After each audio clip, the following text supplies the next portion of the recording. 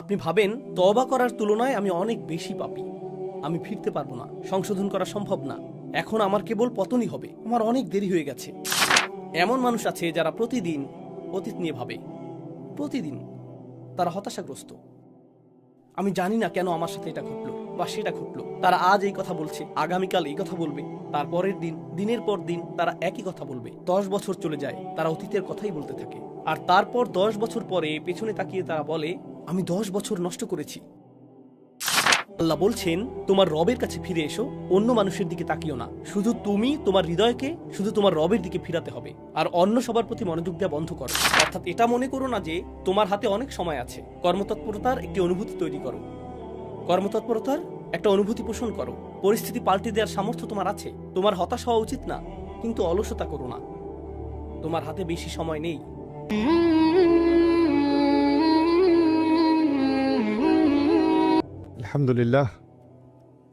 الحمد لله خالق الوجود من العدم وجاعل النور من الظلم ومخرج الصبر من الألم فملقي التوبة على الندم فنشكره على المصائب كما نشكره على النعم ونصلي على رسوله الأكرم ذي الشرف الأشم والنور الأتم والكتاب المحكم وكمال النبيين والخاتم سيد ولد آدم الذي بشر به عيسى بن مريم ودعا لبعثته إبراهيم عليه السلام حين كان يرفع قواعد بيت الله المحرم فصلى الله عليه وسلم وعلى أتباعه خير الأمم الذين بارك الله بهم كافة الناس العرب منهم والعجم فالحمد لله الذي لم يتخذ ولدا ولم يكن له شريك في الملك ولم يكن له ولي من الذل وكبره تكبيرا والحمد لله الذي أنزل على عبده الكتاب ولم يجعل له عوجا والحمد لله الذي نحمده ونستعينه ونستغفره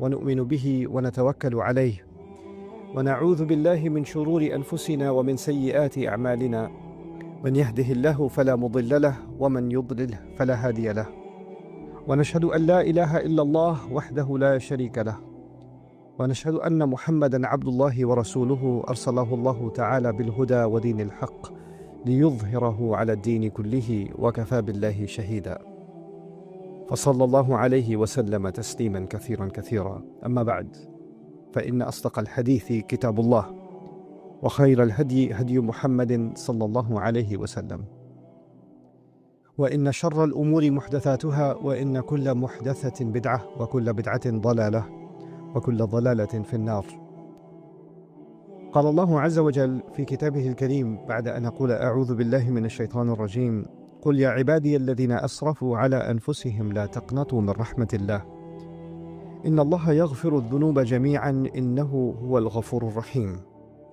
وأنيبوا إلى ربكم وأسلموا له من قبل أن يأتيكم العذاب ثم لا تنصرون واتبعوا أحسن ما أنزل إليكم من ربكم من قبل أن يأتيكم العذاب بغتة وأنتم لا تشعرون أن تقول نفس يا حسرة على ما فرطت في جنب الله وإن كنت لمن الساخرين أو تقول لو أن الله هداني لكنت من المتقين أو تقول حين ترى العذاب لو أن لي كرة فأكون من المحسنين رب اشرح لي صدري ويسر لي أمري واحلل عقدة من لساني يفقه قولي اللهم ثبتنا عند الموت بلا إله إلا الله اللهم اجعلنا من الذين آمنوا وعملوا الصالحات وتواصوا بالحق وتواصوا بالصبر آمين يا رب العالمين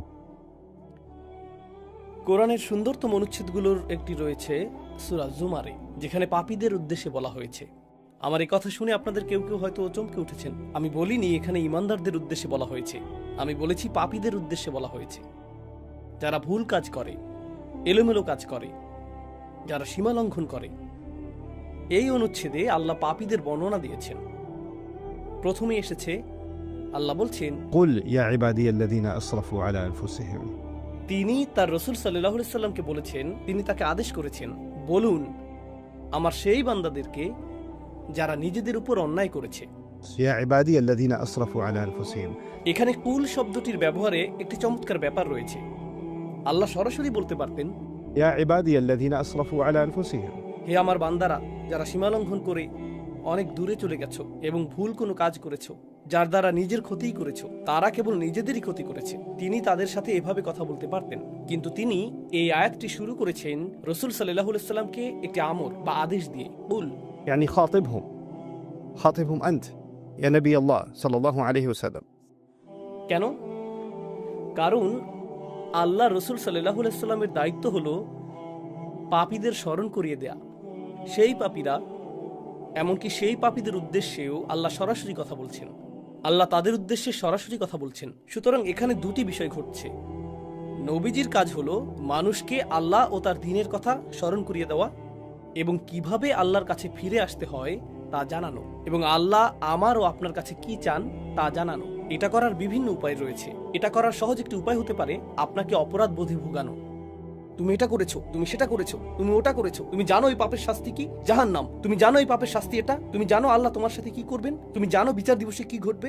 এমন অনেক উপায় এটা করা যায়। আমি আগামী 20 মিনিট আপনাদেরকে এই খুতবা দিতে পারতাম এবং বারবার স্মরণ করিয়ে দিতে পারতাম যে সম্ভবত আপনাদের জান্নাতে যাওয়ার কোনো সম্ভাবনাই নেই। আমি তা করতে পারতাম, কিন্তু এই আয়াতে আমি নবীজি সাল্লাল্লাহু আলাইহি সাল্লাম এবং স্বয়ং আল্লাহর কাছ থেকে ভিন্ন কিছু শিখেছি। আল্লাহ তার রাসূল সাল্লাল্লাহু আলাইহি সাল্লামকে আদেশ করেছেন এমন লোকদের সাথে কথা বলতে যারা নিজেদের নিয়ে লজ্জিত, কারণ তারা পাপে নিমজ্জিত এবং তারা মনে করে আমি এতটাই খারাপ, আল্লাহ আমার সাথে কথাই বলবেন না। আল্লাহ কেনই বা আমাকে সম্বোধন করবেন? আল্লাহ তাদের উদ্দেশ্যে কথা বলেন যাদের তিনি ভালোবাসেন, যারা তার অনুগত। আল্লাহ তাদের উদ্দেশ্যে কথা বলেন যারা তার আদেশ পালন করে। আল্লাহ তাদের উদ্দেশ্যে কথা বলেন যারা হালালের উপর থাকে এবং হারামের দিকে যায় না। কিন্তু এই আয়াতে আল্লাহ কথা বলছেন আল্লাযীনা আসরাফু আলা আনফুসিহিম। আর এর চেয়ে উল্লেখযোগ্য বিষয় হলো এই আয়াতটি মক্কায় অবতীর্ণ হয়েছিল। সুতরাং এটি শরীয়তের বিধান আসার পরে আসেনি। এটা রাসূল সাল্লাল্লাহু আলাইহি সাল্লাম মদিনায় হিজরতের পরে নাজিল হয়নি, যখন আমাদের উপর রোজা ফরজ হয়েছিল এবং খাদ্যাভ্যাসের নিয়মকানুনগুলো আরো বেশি করে ব্যাখ্যা করা হয়েছিল। তাই আমরা সাধারণত যেগুলোকে হালাল ও হারাম বলে মনে করি তার বেশিরভাগই তখন ছিল না। এই আয়াতে আল্লাহ যাদের উদ্দেশ্যে কথা বলছেন তাদের মধ্যে এমন লোকও ছিল যারা চূড়ান্ত পাপে লিপ্ত ছিল। তারা এমনকি শিরকও করছিল, এমনকি মুশরিকরাও এর অন্তর্ভুক্ত, এমনকি তারাও। কারণ তারা সবাই আল্লাহর বান্দা, তারা তা উপলব্ধি করুক বা না করুক, তারা স্বীকার করুক বা না করুক, তারা তো আল্লাহরই বান্দা।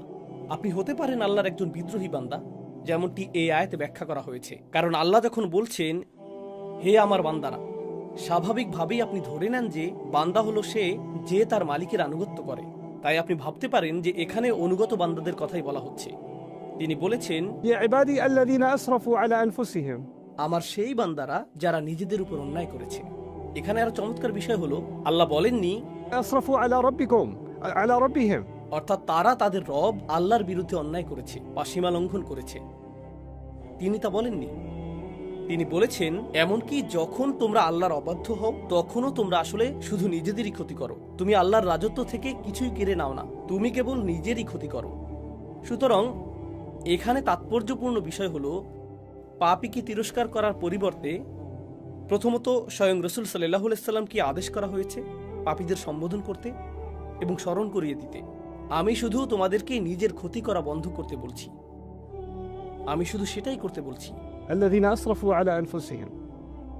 তো ধারাবাহিক এই আয়াতগুলো থেকে আমরা বেশ কয়েকটি নির্দেশনা লাভ করব এবং সেই প্রতিটি নির্দেশনার উদ্দেশ্য হলো আমাদেরকে নিজেদের ক্ষতি করা থেকে বিরত রাখা, আমাদেরকে নিজেদের উপর ইসরাফ করা থেকে, নিজেদের বিরুদ্ধে অনেক দূরে চলে যাওয়া থেকে বিরত রাখা। সামনে এগোনোর আগে চলুন ইসরাফ শব্দটি নিয়ে কথা বলি। আমি বারবার পাপী শব্দটি ব্যবহার করেছি, কিন্তু এই আয়াতগুলোর আলোকে তা আসলে সঠিক নয়। শব্দটি আযনাবু বা আখতাউ নয়, তাই না?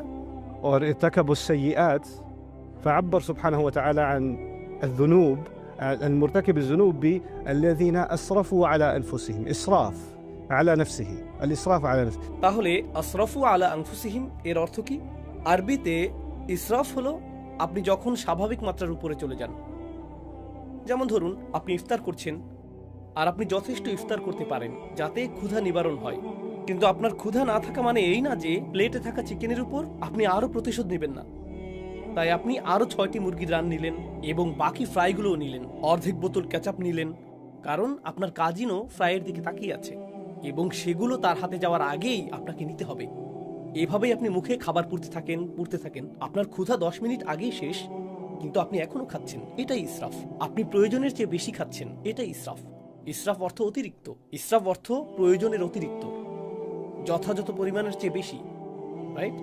আল্লাহ প্রকৃতিকে এমনভাবে তৈরি করেছেন, শুধু আধ্যাত্মিক বা ধর্মীয় অর্থে নয়, বরং ফিতরা বা স্বভাবগতভাবেও আল্লাহ এমন ব্যবস্থাপনা তৈরি করেছেন যেখানে ইসরাফ সবসময়ই আপনার ক্ষতি করবে।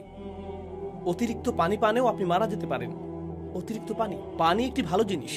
অতিরিক্ত পানি পান করার ক্ষতিকর দিকও রয়েছে। আপনার শরীরে চিনির প্রয়োজন। অতিরিক্ত চিনি সমস্যা তৈরি করে।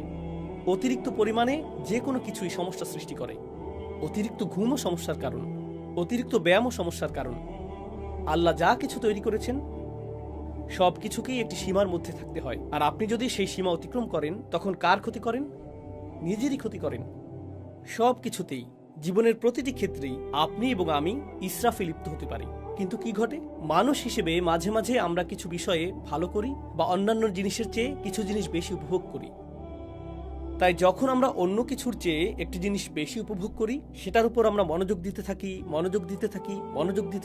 আর যখন আপনি একটি জিনিসের উপর খুব বেশি মনোযোগ দেন, স্পষ্টতই অন্য কিছুকে উপেক্ষা করেন, তাই না?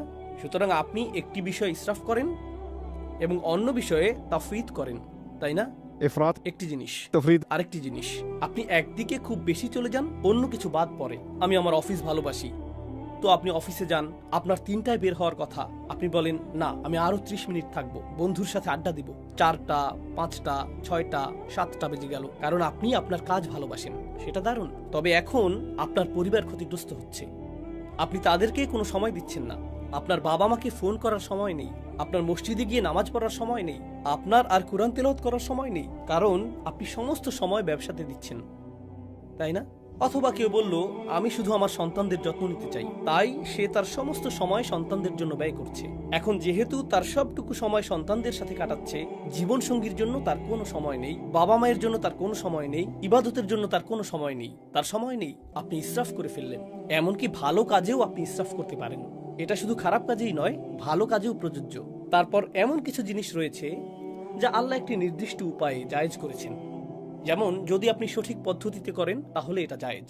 নারী এবং পুরুষ একসাথে থাকতে পারে যদি তারা সঠিক উপায়ে তা করে। নারী এবং পুরুষের একসাথে থাকার ভুল উপায় রয়েছে, আবার সঠিক উপায় রয়েছে। এখন আপনি যদি সেই সীমাটি অতিক্রম করেন তাহলেও আপনি ইসরাফ করছেন। আপনি এমন সীমা লঙ্ঘন করছেন যা লঙ্ঘন করা উচিত নয়। সুতরাং সীমা লঙ্ঘনের বিভিন্ন ধরন রয়েছে। কখনো কখনো মানুষ সীমা অতিক্রম করে এবং তারা তা বুঝতে পারে না। এটি আরেকটি বিষয়। আমি মনে করি না যে আমি ভুল কিছু করেছি। এটি ছিল ছোট একটি পদক্ষেপ যা আরেকটি ছোট পদক্ষেপে নিয়ে গেছে, এবং আপনি কিছু বোঝার আগেই হায় আমি তো অনেক আগেই সীমা অতিক্রম করে ফেলেছি, আর বিপজ্জনক এলাকার অনেক দূরে চলে এসেছি, আমি এখন নিষিদ্ধ এলাকায় বহু দূরে চলে গেছি। আপনি অনেক দূরে চলে গেছেন, আর এখন আপনি বলছেন হায় আমি এলোমেলো করে ফেলেছি, কিভাবে আমি ফিরে আসব? অনেক দূরে চলে এসেছি। মজার একটা বিষয় আমেরিকার অর্থনীতিতে দেখা গিয়েছিল। যখন কয়েক বছর আগে সাবপ্রাইম মর্টগেজ সংকট হয়েছিল, তখন বলা হচ্ছিল ব্যাংকগুলো এতটাই বড় যে তা ব্যর্থ হতে পারে না, অথবা গাড়ি কোম্পানিগুলো এতটাই বড় যে ব্যর্থ হতে পারে না। অর্থাৎ তাদের ব্যর্থতা এতটাই বড় যে নিরুপায় হয়ে তা মেনে নিতে হবে। এর থেকে ফিরে আসার আর কোনো উপায় নেই। তাই আসো এই ফুটো বালতিতে আরো টাকা ঢালি, তাই না? আপনি ভাবেন তওবা করার তুলনায় আমি অনেক বেশি পাপী, আমি ফিরতে পারবো না, সংশোধন করা সম্ভব না, এখন আমার কেবল পতনই হবে, আমার অনেক দেরি হয়ে গেছে। এটা আসলে এক ধরনের হতাশার মানসিকতা। তো আল্লাহ আমাকে এবং আপনাকে নিজেদের ক্ষতি করা থেকে রক্ষা করার জন্য প্রথম যে কথাটি বলেছেন, লা তাকনাতু মির রাহমাতিল্লাহ, আল্লাহর পক্ষ থেকে আসা ভালোবাসা ও যত্ন থেকে আশাহত হও না। আল্লাহ এখনো আপনাকে ভালোবাসেন, আল্লাহ এখনো আপনার প্রতি যত্নশীল। আমি রহমার অনুবাদে দয়া শব্দটি ব্যবহার করিনি, আমি ইচ্ছাকৃতভাবে ভালোবাসা ও যত্ন ব্যবহার করেছি। আমি এই খুতবাতে তা ব্যাখ্যা করতে চাই। আমি অন্যত্রও এটা বলেছি, কিন্তু এই বিষয়ে আশা হারাবেন না যে আল্লাহ এখনো আপনাকে ভালোবাসেন এবং আল্লাহ এখনো আপনার প্রতি যত্নশীল। إن الله يغفر الذنوب جميعا কোনো সন্দেহ নেই আল্লাহ সমস্ত পাপকে একসাথে ক্ষমা করে দেবেন। এর সবগুলো তিনি সবকিছু মুছে দেবেন, সবকিছু ঢেকে দেবেন। إن الله يغفر الذنوب جميعا إنه هو الغفور الرحيم। কিভাবে তিনি তা করতে পারেন? আল্লাহ বলেছেন এর কারণ একমাত্র তিনিই ভুল ত্রুটির অতিশয় মার্জনাকারী এবং তিনিই সর্বদা প্রেমময় ও যত্নশীল। এটাই প্রথম চিকিৎসা যা আমার প্রয়োজন। দ্বিতীয়টি, আর এই সব কিছু আমি আপনাদের সাথে শেয়ার করছি কারণ আমরা মনে করি রমজান মাস হলো আল্লাহর কাছে প্রত্যাবর্তনের মাস, তাই না? আর রমজানের 2/3 চলে গিয়েছে। এখন আপনাদের অনেকেই ভাবছেন, হাই, রমজানে তো আমি কিছুই করিনি। এত বড় একটা সুযোগ ছিল, রমজানের প্রস্তুতি নিয়ে, রমজানকে সর্বোচ্চ কাজে লাগানো নিয়ে এত আলোচনা হলো, এখন 20টিরও বেশি রোজা চলে গেল, আমি কিছুই করতে পারিনি। আমি এমনকি নামাজও কাজা করেছি, আমি আমার খারাপ অভ্যাসগুলো ছাড়তে পারিনি, আমি শুধু ভুল করেই চলেছি। আর এখন রমজান মাস প্রায় শেষ, কিন্তু আত্মতৃপ্তি লাভ করার মতো আমার কিছুই নেই। ঠিক যেমন আমরা বলি, আত্মতৃপ্তি লাভ করার মতো আমার জীবনে কিছুই নেই, আমি সব নষ্ট করে ফেলেছি। এখন আমরা রমজানের ক্ষেত্রেও সেটাই বলছি। রমজান হলো এক মাসে আমাদের জীবনের সারসংক্ষেপ, আর রমজানের এই 2/3 শেষ হয়ে যাওয়াটা অনেকটা এরকম, আমার জীবনের অনেকটা সময় চলে গেছে, এখন আমি কি করতে পারি, তাই না? প্রতিবার শেষ 10 রাতে আপনি শুনেন যে আপনাকে আরো বেশি কিছু করতে হবে, আরো বেশি করতে হবে। আমি ভাবছি, আমি তো ন্যূনতম বাধ্যবাধকতাও পূরণ করছিলাম না, আর এখন আরো বেশি করতে হবে। বাদ দেই, আমি আর এর মধ্যে নেই, আমার অনেক দেরি হয়ে গেছে। এটা ভালো মানুষদের জন্য, এই শেষ 10 দিন এবং এই সমস্ত প্রণোদনা, এগুলো ভালো মানুষদের জন্য। আমি তো এই দলেই পড়ি না। প্রথমত, আল্লাহর রহমতের উপর আশা হারাবেন না। আল্লাহ ক্ষমাশীল। বলবেন না, রমজানের প্রথম 20 দিনে আমি কতই না খারাপ কাজ করেছি, হঠাৎ করে আল্লাহ কেন এটা মেনে নেবেন যে আমি শেষ 10 রাতে ভালো হয়ে গেলাম? কেন তিনি এটা মেনে নেবেন? এটা ঠিক যেন আমাদের জীবনের শেষে অবস্থা। আমরা যদি জীবনের বেশিরভাগ অংশ পাপে কাটিয়েও থাকি, আল্লাহ তবুও আমাদের সব কিছু পরিবর্তন করার, ফিরে আসার একটি সুযোগ দিচ্ছেন। তারপর তিনি বলেছেন, দ্বিতীয় বিষয়টি হলো وأنيبوا إلى ربكم। সর্বান্তকরণে ফিরে আসো। الإنابة العودة إلى الله قلبا। যখন আপনি অন্তর দিয়ে আল্লাহর দিকে ফিরে আসেন, একেই বলা হয় ইনাবাহ। অন্তর থেকে আপনার প্রভুর কাছে ফিরে আসুন। এটা গুরুত্বপূর্ণ, তার কারণ এর মানে আপনি বাকি সবার কথা শোনা বন্ধ করুন। তার কথা শোনা বন্ধ করুন যে বলে তুমি কখনো ভালো হবে না, আল্লাহ তোমাকে কখনো ক্ষমা করবেন না। আপনার জীবনে এমন লোক আছে যারা এমন কথা বলে থাকে, আল্লাহ তোমাকে কখনো ক্ষমা করবেন না। এমন মানুষ আছে যাদেরকে আপনি দেখেন এবং বলেন, আরে ওই ব্যক্তি আল্লাহর কতই না নিকটবর্তী, আর আমি যখন নিজেকে তার সাথে তুলনা করি, নিজেকে খারাপ মানুষ মনে হয়, কারণ উনি আসলে একজন ভালো মানুষ। তার সাথে আমার তুলনা হয় না, তার সাথে আমার তুলনা হয় না, তাই না? তো তারা আপনাকে ছোট না করলেও আপনি তাদের সব ভালো কাজ করতে দেখেন আর নিজের দিকে তাকিয়ে বলেন, এসব করে লাভ কি, আমি কখনোই ওই ব্যক্তির পর্যায়ে পৌঁছতে পারবো না। কোনো একজন এসে বলল, মাশাআল্লাহ, আলহামদুলিল্লাহ, আমি এই মাসে দ্বিতীয়বারের মতো কোরআন খতম করলাম, আর আপনার অবস্থা এমন, আমি তো ফাতিহাও পড়িনি। কিন্তু আপনি তা আর বলেন না। আপনি এমন যে আমি কখনোই এই মানুষগুলোর নাগাল পাবো না, এই লোকেরাই জান্নাতে যাবে। আমি তো মনে হচ্ছে রাস্তার অন্য পাশে রয়েছি, বিপরীত দিকে এগিয়ে যাচ্ছি, তাই না? না, আল্লাহ বলছেন, তোমার রবের কাছে ফিরে এসো, অন্য মানুষের দিকে তাকিও না। শুধু তুমি তোমার হৃদয়কে শুধু তোমার রবের দিকে ফিরাতে হবে, আর অন্য সবার প্রতি মনোযোগ দেওয়া বন্ধ করো। এটা কোনো প্রতিযোগিতা নয়, এটা কোনো প্রতিযোগিতা নয়। কয়জন 8 রাকাত পড়েছে, কয়জন 20 রাকাত পড়েছে, তুমি কয়টি কিয়ামুল লাইল আদায় করেছো, তুমি কয় রাকাত তাহাজ্জুদ পড়েছো, এটা কোনো প্রতিযোগিতা নয়। এটা কোনো প্রতিযোগিতা নয়, এটা অন্য কারোর সাথে তুলনা নয়। এখন আপনাকে শুধু নিজেকেই ফিরিয়ে আনতে হবে। أنيبوا إلى ربكم وأسلموا له من قبل أن يأتيكم العذاب। তার সামনে নিজেকে সঁপে দাও, শাস্তি আসার আগে, অনেক দেরি হওয়ার আগে। অর্থাৎ আল্লাহ বলছেন, এখনো খুব বেশি দেরি হয়ে যায়নি, অনেক দেরি হবে যখন শাস্তি চলে আসবে, যার অর্থ হলো যখন আপনার মৃত্যু আসবে এবং তারপরে বিচার দিবস চলে আসবে। তা এখনো আসেনি, তাই আপনার জন্য এখনো দেরি হয়ে যায়নি। অন্যভাবে আল্লাহ একথা বলছেন যে তোমার কাছে সময় আছে। অন্যভাবে আল্লাহ একথা বলছেন যে তোমার আশা এখনো শেষ হয়নি। وأسلموا من قبل أن يأتيكم العذاب ثم لا تنصرون। তখন তোমাদেরকে আর সাহায্য করা হবে না, তখন আর সাহায্য করা হবে না। এটা কেবল হুমকি নয়, বরং উৎসাহও বটে। কারণ আল্লাহ যদি বলেন তখন তোমাকে সাহায্য করা হবে না, এর মানে এখন তোমাকে সাহায্য করা হবে, এখন তোমাকে সাহায্য করা হবে, তখনই কেবল তোমাকে সাহায্য করা হবে না। তো এই মুহূর্তে আল্লাহ তোমাকে সাহায্যের প্রস্তাব দিচ্ছেন, আল্লাহ আমাকেও সাহায্যের প্রস্তাব দিচ্ছেন, সুম্মা লা তুনসারুন। আর নুসরাহ অর্থ শুধুমাত্র সাহায্য নয়, এটা মুসাআদা বা আউন থেকে ভিন্ন। নুসরা ব্যবহৃত হয় সামরিক সাহায্যের ক্ষেত্রে, যখন সামরিক বাহিনীর জন্য বড় বড় চালান প্রেরণ করা হয় যাতে তারা পুনরায় রসদ পূর্ণ করতে পারে, সেটাকে আসলে বলা হয় নুসরাহ। অথবা যখন কোনো সেনাবাহিনীর আক্রমণের শিকার হবার উপক্রম হয়, অথবা তারা শত্রুর সাথে সম্মুখ যুদ্ধ করে এবং পাহাড়ের উপর থেকে শক্তি বৃদ্ধিকারী দল আসে, সেটাই নুসরাহ। নুসরা আসলে বড় সাহায্য, এটা শুধু ছোটখাটো সামান্য সাহায্য নয়। আল্লাহ আপনাকে এমনভাবে সাহায্য করবেন যা হবে ব্যাপক শক্তিপূর্ণ এবং বিজয় আনয়নকারী। তারপর তিনি বলছেন, واتبعوا أحسن ما أنزل إليكم من ربكم। তোমাদেরকে প্রদত্ত সবচেয়ে সুন্দর বিষয়টির অনুসরণ করো যা পাঠানো হয়েছে তোমাদের রবের পক্ষ থেকে। এখানে বলার মতো আরো অনেক কিছুই আছে, আমি সেগুলোর উপর বেশি মনোযোগ দিব না। এর সবচেয়ে সহজ অর্থ হলো আল্লাহ যা নাজিল করেছেন তার মধ্যে সর্বোত্তম হলো স্বয়ং কোরআন। يعني واتبعوا القرآن أحسن ما أنزل إليكم يعني أحسن مما سبق من التنزيل من معانيها। এই আয়াতের একটি অন্যতম অর্থ হলো নাজিলকৃত সমস্ত বিষয়ের মধ্যে সবচেয়ে সেরা হলো আল্লাহর বাণী, সুতরাং এটা অনুসরণ করো। এর অন্যান্য আরো অর্থ রয়েছে, কিন্তু আপনাদের বিদায় দেওয়ার আগে আমি আসলে এই শেষ অংশটির উপর মনোযোগ দিতে চাই। তিনি বলছেন, এটা করো, তোমাদের সাধ্যের মধ্যে সর্বোত্তম উপায়ে এর অনুসরণ করো। আল্লাহর নাজিল করা সবচেয়ে সুন্দর জিনিসটির অনুসরণ করো। কারণ কিছু লোক বলে, ও ইসলাম এত কঠিন, এত বেশি নিয়ম কানুন, এটা অনেক জটিল, আমি জানি না কি করতে হবে, আমি জানি না কেন এত খুঁটিনাটি বিষয় রয়েছে। কিন্তু আল্লাহ বলছেন, না, এটা আসলে সুন্দর এবং সরল। এমন কারো কথা ভাবুন যে মক্কায় এই আয়াতটি শুনেছিল, ধর্মে তাদের জন্য তখন কি কি জটিলতা ছিল। তারা যখন সূরা জুমার শুনেছিল তখন কি জটিলতা ছিল, ধর্মের মধ্যে কাঠিন্য কোথায় ছিল। এটি ছিল সহজ সরল একটি বার্তা, এটি ছিল সুন্দর ও দ্ব্যর্থহীন। শুধু এটুকুই, আল্লাহর বাণীর দিকে ফিরে আসুন এবং আপনি এই ধর্মের সৌন্দর্য এবং দ্ব্যর্থহীনতা খুঁজে পাবেন, এটাই যথেষ্ট। কিন্তু এরপর আল্লাহ বলেন, হঠাৎ শাস্তি তোমাদের উপর এমনভাবে চলে আসবে যা তোমরা টেরও পাবে না। অর্থাৎ এটা মনে করো না যে তোমার হাতে অনেক সময় আছে, কর্মতৎপরতার একটি অনুভূতি তৈরি করো, কর্মতৎপরতার একটা অনুভূতি পোষণ করো। পরিস্থিতি পাল্টে দেওয়ার সামর্থ্য তোমার আছে, তোমার হতাশ হওয়া উচিত না, কিন্তু অলসতা করো না। তোমার হাতে বেশি সময় নেই। রমজানের এই শেষ 10 রাত বা তার চেয়েও কম সময় যা আমাদের আছে, এটা আমাদেরকে এক প্রকার স্মরণ করিয়ে দেয় যে আমাদের হাতে সময় বেশি নেই। আর এই 10 রাতে যদি আমরা কর্মতৎপরতার একটি মানসিকতা, একটি মনন তৈরি করতে পারি, হয়তো আমরা আমাদের জীবনেও সেটাকে বাস্তবায়ন করতে পারবো। এই ধরনের মানসিকতা তৈরি করা যে আমার হাতে খুব বেশি সময় নেই, আমার হাতে যে সময় আছে আমাকে তার সর্বোত্তম ব্যবহার করতে হবে। বিদায় দেওয়ার আগে আমি আপনাদের সাথে যা শেয়ার করতে চাই তা হলো এমন কিছু লোকের বক্তব্য যারা নিজেদের সময়ের সদ্ব্যবহার করেনি। আর আল্লাহ বলেছেন, আমি চাই না তোমরা এদের অন্তর্ভুক্ত হও, কিন্তু যদি তোমরা এদের অন্তর্ভুক্ত হও, এক সময় তারা এই কথা বলবে যখন অনেক দেরি হয়ে যাবে।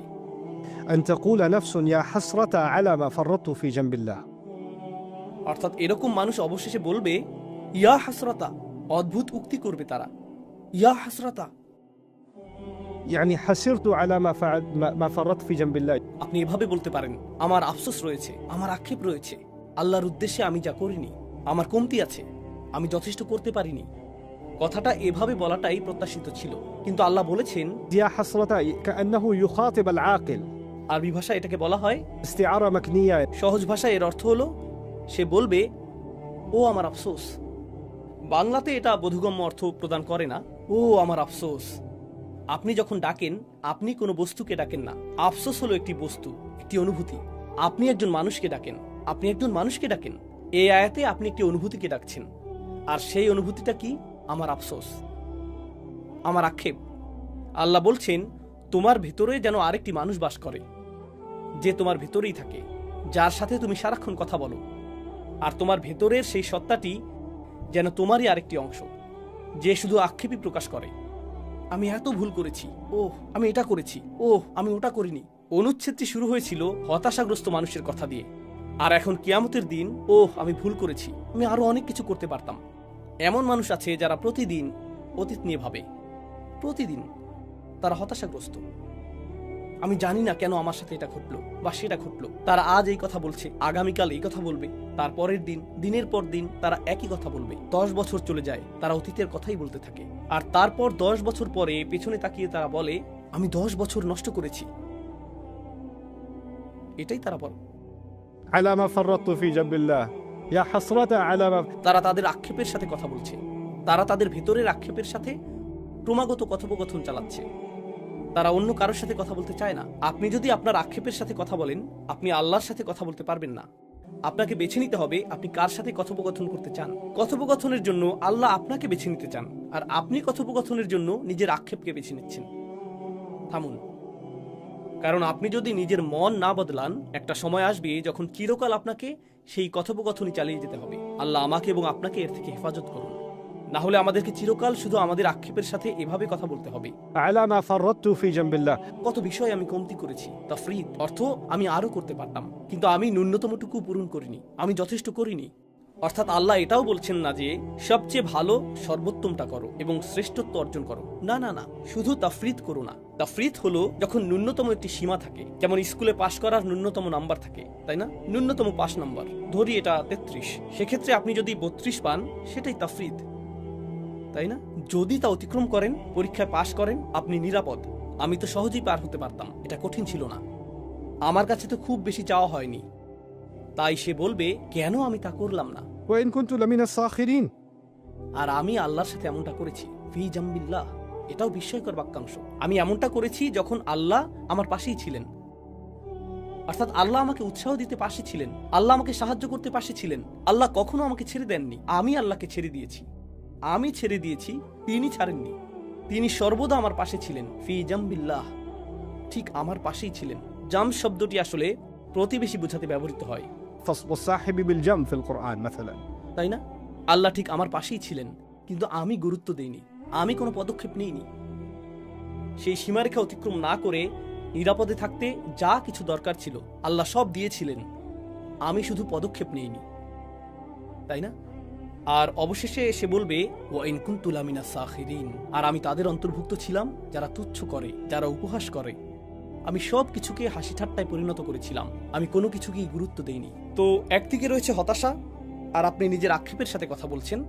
আবার অন্যদিকে যখন হতাশা না থাকে, আপনি এমন বিষয়ে হাসি ঠাট্টা করছেন যেগুলো নিয়ে হাসি ঠাট্টা করা উচিত না। যে বিষয়গুলো আপনার গুরুত্ব সহকারে নেওয়া উচিত তাতে গুরুত্ব দিচ্ছেন না, আপনি সেগুলোকে হেসে উড়িয়ে দিচ্ছেন, আপনি সেগুলোকে তুচ্ছ করছেন। সুখরিয়া শব্দটি আরবিতে যে ক্রিয়া থেকে এসেছে তা বশীভূত করা অর্থে ব্যবহৃত হয়। যখন আপনি কোনো পশুকে বশ করেন সেটা تسخير الدابة. তাই না? আল্লাহ বলেছেন পাহাড় এবং মেঘকে তাসখীর করা হয়েছে এবং বাতাসকে তাসখীর করা হয়েছে, অর্থাৎ সাখখারা। তিনি রাত এবং দিনকে, মেঘ এবং বাতাসকে বশীভূত করেছেন। তিনি এদেরকে অবনত করেছেন যেন তারা বিদ্রোহী ছিল, আর তিনি তাদেরকে অবনত করেছেন। আর মনিব যেভাবে চায় তারা সেভাবেই পরিচালিত হয়। যেমন একটা ঘোড়া যখন বুনো স্বভাবের থাকে, মনিব তাকে বশ করে, পোষ মানায়। আর এখন মনিব এদিকে ঘুরলে ঘোড়াটিও এদিকে ঘুরে। ঘোড়া যখন একরোখা থাকে, কাছে গেলে সে আপনার মুখে লাথি মারবে, আপনি যদি পেছনে যান সে পেছনের পা দিয়ে আপনাকে লাথি মারবে, সে আপনাকে ধাক্কা দিবে, সে আপনার বিরুদ্ধে বিদ্রোহ করবে। কিন্তু একবার সে পোষ মানার পর আপনি যদি ঘোড়া সম্পর্কে জেনে থাকেন, চলার সময় তখন আপনার লাগাম টানারও দরকার পড়বে না। আপনি যদি ঘোড়ার সাথে হাঁটেন, আপনাকে লাগামও টানতে হবে না, সে বুঝতে পারে আপনি ঘুরছেন আর সে আপনার সাথে ঘুরে যায়, সে আপনার মতো করেই চলে। এটাকেই বলা হয় তাসখীর। এখান থেকেই নিজেকে তুচ্ছ করা, অন্যকে তুচ্ছ করার ধারণাটি আসে।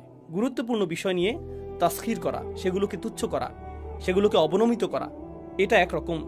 যে বিষয়গুলো খুবই গুরুত্ব সহকারে নেওয়া উচিত, যেগুলো খুবই বিপজ্জনক, আপনি সেগুলো নিয়ে এমনভাবে কথা বলতে আর ভাবতে থাকেন যেন এই বিপদকে আপনি তুচ্ছ করছেন, আপনি এর গুরুত্ব কমিয়ে দিচ্ছেন। আর অবশেষে মানুষ এরকম কথা বলে, আমি আরও করতে পারতাম, আমি বিষয়গুলোকে গুরুত্ব দিতে চাইনি, আমি এমন হতে চেয়েছি, যারা বলে আমি এগুলো থেকে দূরে থাকতে চাই। আজকে সর্বশেষ একটা বিষয় শেয়ার করতে চাই। সম্প্রতি একজন আমাকে জিজ্ঞেস করেছে কিভাবে আমি একজন কিশোরকে ইসলামে আকৃষ্ট করতে পারি। আমাকে বলেছে আপনার সময় 30 সেকেন্ড, বলুন কিভাবে একজন কিশোরকে ইসলামের প্রতি আকৃষ্ট করা যায়। আমি বললাম আপনি কি বলছেন, মাত্র 30 সেকেন্ড? কেন? কারণ যখনই আমি তাদেরকে ইসলামের কথা বলি তারা চোখ ঘুরিয়ে নেয়। আমারও ইসলামিক বয়ান, কখন যে বাবা থামবে? আমার মা তো আসলেই আমি কি এখন যেতে পারি? হ্যাঁ, কথাটা ভালো ছিল, ধন্যবাদ। হ্যাঁ বুঝেছি, আমরা সবাই জাহান্নামে যাব, ধন্যবাদ। নির্লিপ্ত একটা ভাব, এক ধরনের গুরুত্বহীনতা। আমি এতে যুক্ত হতে চাই না। কেন আপনি এটা নিয়ে আমাকে বিরক্ত করছেন? কেন আপনি আমাকে মসজিদে টেনে আনছেন? আমি কি আমার ফোনটা নিতে পারি? আমি কি মোবাইল গেমিং ডিভাইস নিয়ে পেছনে বসতে পারি? কারণ আমি আমি আমি এই বিষয়ে চিন্তা করতে চাই না। আর জানেন, এটাই একটা লাইফস্টাইলে পরিণত হয়, এবং এটা শুধু কৈশোরই সীমাবদ্ধ থাকে না, সে বেড়ে ওঠে। শেষ পর্যন্ত সেই মানুষটি বলে আমি কখনোই কিছুকে গুরুত্ব দেইনি। আর আল্লাহ বলছেন আমি চাই না তুমি এমন ব্যক্তিতে পরিণত হও যে বেশ দেরি হয়ে যাওয়ার পর যে ব্যক্তি শেষ মুহূর্তে এসে বলে আমি আরো ভালো করতে পারতাম, আমি ন্যূনতম বিষয়গুলো পালন করতে পারতাম। আর আমি সর্বদা এমন মানুষ ছিলাম যে কখনো কিছুকে গুরুত্ব দেয় না। আমি শুধু এমন লোকদের সাথে যোগ দিয়েছি যারা গুরুত্ব দিয়ে ভাবে না। কারণ মিনা সাখিরিন অর্থ একটা দলে যোগ দেওয়া। মিনা সাখিরিন অর্থ এমন মানুষ যারা সব কিছুকে তুচ্ছ তাচ্ছিল্য করাকে মনে করে রুচিশীলতা। আপনারা হোয়াট এভার গ্রুপ সম্পর্কে জানেন? হ্যাঁ, হোয়াট এভার ধর্ম আমার কাছে অতিরিক্ত, আমি এর বাইরে, আমি এর ঊর্ধ্বে। মুখের অভিব্যক্তি প্রকাশ করে আপনি কত কম গুরুত্ব দেন। যে বক্তব্য দেওয়া হয়, অথবা আপনার বাবা মা বা ইমাম যে উপদেশ দেন, অথবা কোরআন যা বলে, সেই চাহনি। আর আপনি অন্য কাউকে সেই চাহনি দিতে দেখে বলেন, আরে লোকটা তো কুল, এমনকি আল্লাহকেও ভয় করে না, আমি ওর মতো হতে চাই, আমি কুল লোকদের সাথে থাকতে চাই। তো তারা হয়ে যায় একদল সাখেরিন। আর সে বলে, আমি তাদের মধ্যে ছিলাম যারা সাখেরিন। এটা এরকম যে আমি নিজের স্বতন্ত্র সত্তা হারিয়ে ফেলেছিলাম, আমি শুধু নির্বোধ সঙ্গীর সাথে বেছে নিয়েছিলাম। আর যত বেশি সময় আমি তাদের সাথে কাটালাম, আমি তাদের একজন হয়ে উঠলাম, আমি তাদের সাথে যোগ দিয়ে তাদের একজন হয়ে উঠলাম। আর এই স্বীকারোক্তি কিয়ামতের দিন সে প্রদান করবে। আল্লাহ আমাদেরকে এরকম হওয়া থেকে হেফাজত করুন, আল্লাহ আমাদের সন্তানদেরকেও এরকম হওয়া থেকে হেফাজত করুন। আমি আরো দোয়া করি আল্লাহ যেন আমাদেরকে আক্ষেপকারী মানুষে পরিণত না করেন, কারণ আমরা রমজানের শেষ কয়েকদিন বা শেষ কয়েক সপ্তাহের পূর্ণ সদ্ব্যবহার করিনি। তাই সামনে আসন্ন দিনগুলোর পুরোপুরি সদ্ব্যবহার করুন। এটা মনে করবেন না যে রমজান মাস শেষের দিকে। নিজের জন্য আপনার ভাবা উচিত আজকে থেকেই রমজান শুরু হয়েছে, এভাবেই আপনার ভাবা উচিত রমজান এইমাত্র শুরু হয়েছে। আর আপনি মনে করবেন এবছর রমজান মাস 30 দিনের না, এটা শুধু এই 9 দিনের, এটুকুই যথেষ্ট। আর এই মনোভাব অক্ষুণ্ণ রাখুন। আল্লাহ আপনাকে সেই শক্তি, প্রেরণা এবং সামর্থ্য দান করুন যাতে আপনি সর্বোচ্চ চেষ্টা করতে পারেন এবং নিজের কল্যাণ লাভের উদ্দেশ্যে নিজেকে পরিবর্তন করতে পারেন। بارك الله لي ولكم في القرآن الحكيم ونفعني وإياكم بالآيات والذكر الحكيم.